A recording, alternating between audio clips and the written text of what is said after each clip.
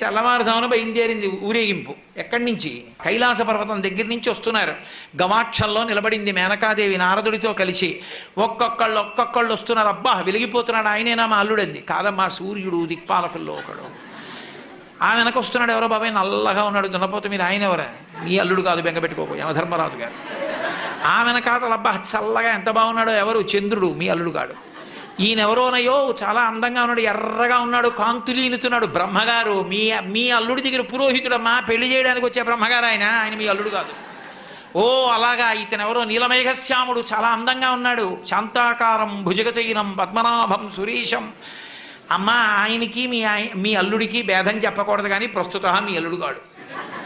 ఆయన వెళ్ళిపోయాడు. ప్రదోష వేళ అయిపోయింది, రాడు.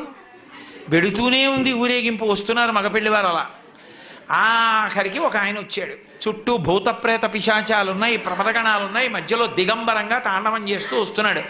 అడగలేదు మేనకాదేవి ఆయన అల్లుడా అని. నారదుడే చెప్పాడు, ఆయనే మీ అల్లుడమ్మా అని మెట్లు దిగి వెళ్ళిపోయాడు. ఇక నేను కల్పించాననుకుంటున్నారేమో మీరు. శివమహాపురాణంలోంచి అన్వయం, నేను ఎన్నో గ్రంథాలను కలిపి చెప్తున్నాను. ఇది చెప్పాడు కుమార సంభవం, వీరభద్ర విజయం, ఏంటి పార్వతీ కళ్యాణం, స్కాంద పురాణం, తర్వాత ఇప్పుడు చెప్పేటటువంటిది శివమహాపురాణం. ఇన్నిటిలోంచి కలుపుతున్నాను. అందుకని మీకు ఒక చోట దొరికేది కాదు, ఇన్ని పురాణాల్లోంచి కలిపి విహంగ వీక్షణంగా మాట్లాడుతున్నా పార్వతీ కళ్యాణం గురించి. ఆ నారదుడు గబగబా మెట్లు దిగి వెళ్ళిపోయాడు. ఈవిడ గబగబా మెట్లు దిగి తిన్నగా పార్వతీ దగ్గరికి వెళ్ళింది. నిన్ను చంపినే చచ్చిపోతా, వాడా దొరికాడు నీకు భర్త, తపస్సోట. రేపు పొద్దున్న పెళ్లిపీటల మీదకి వచ్చి కూర్చుంటే కాళ్ళు ఎలా కడగడం, కన్యాదానం ఎలా చేయడం, ఆడల్లుడు ఏమిటే అని పెద్ద గొడవ మొదలెట్టి నానా అల్లరైంది. నారదుడు వచ్చాడు, బ్రహ్మగారు వచ్చారు, విష్ణు వచ్చారు. ఎంత నచ్చ చెప్తే మాత్రం ఆవిడ వింటుంది? ఆవిడ వినలేదు.